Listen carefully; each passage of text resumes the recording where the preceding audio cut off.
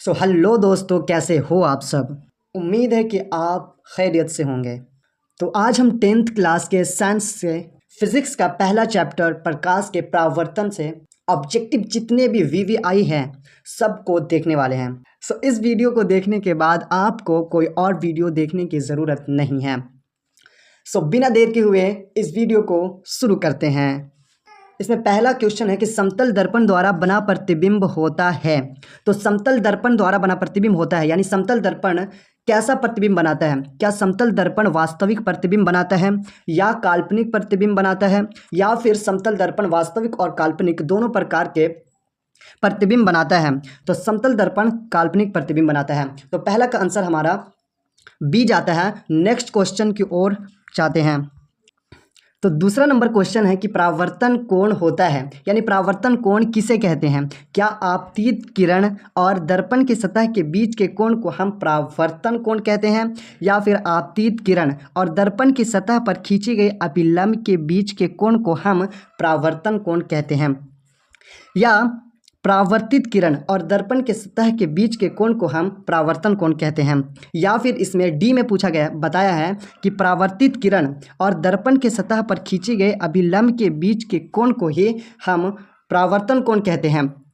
तो किसे कहते हैं जल्दी से बताइए।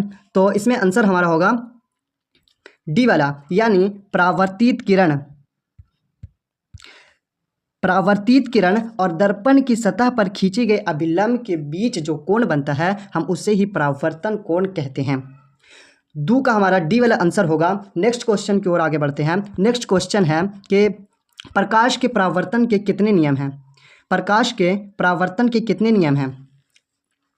प्रकाश के परावर्तन के एक नियम है, या दो नियम है, या फिर तीन नियम है, या फिर चार नियम है। तो प्रकाश के परावर्तन के दो नियम हैं। नेक्स्ट क्वेश्चन की ओर आगे बढ़ते हैं।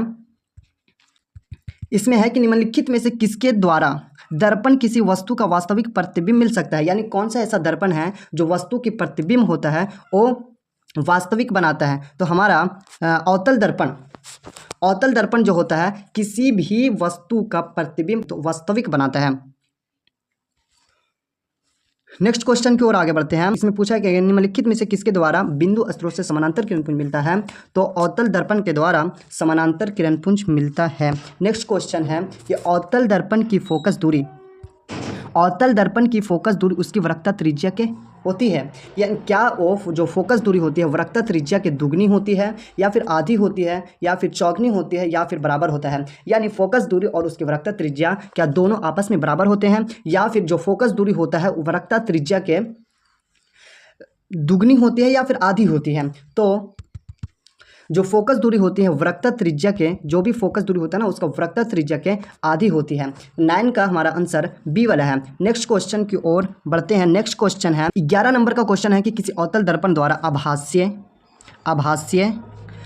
को हम काल्पनिक भी बोलते हैं और सीधा अवर्धित प्रतिबिंब बनाता है जब वस्तु की बिंब की स्थिति है ना। अवतल दर्पण के सामने अगर हम कोई वस्तु को रखते हैं, ठीक है, तो उस वस्तु को स्थिति कहाँ होनी चाहिए जो कि अवतल दर्पण जिससे कि काल्पनिक प्रतिबिंब और फिर अवर्धित प्रतिबिंब और फिर सीधा प्रतिबिंब बना सके।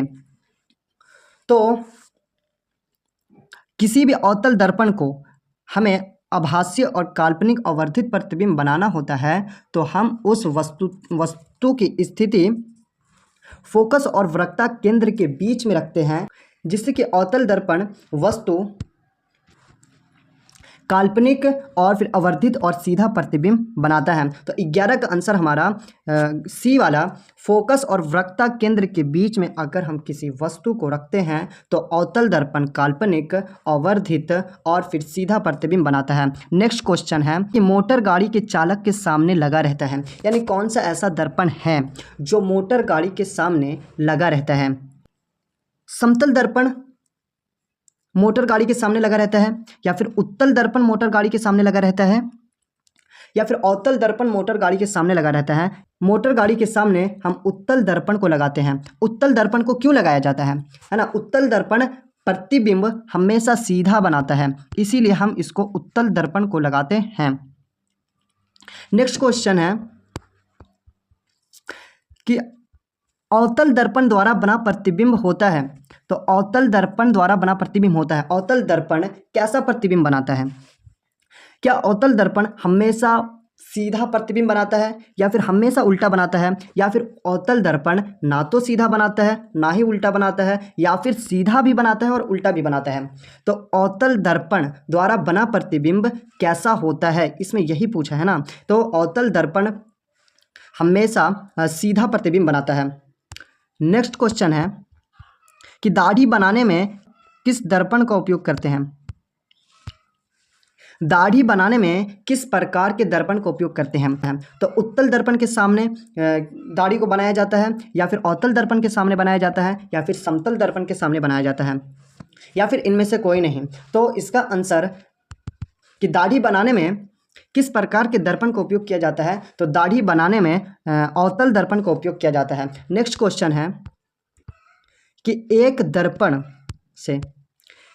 दर्पण से किसी भी दूर पर रखी एक वस्तु का सीधा प्रतिबिंब ही प्राप्त होता है तो दर्पण हो सकता है। इसमें कह रहा है कि कौन सा ऐसा दर्पण है ना, कौन सा ऐसा दर्पण है जो वस्तु है ना सीधा प्रतिबिंब बनाता है।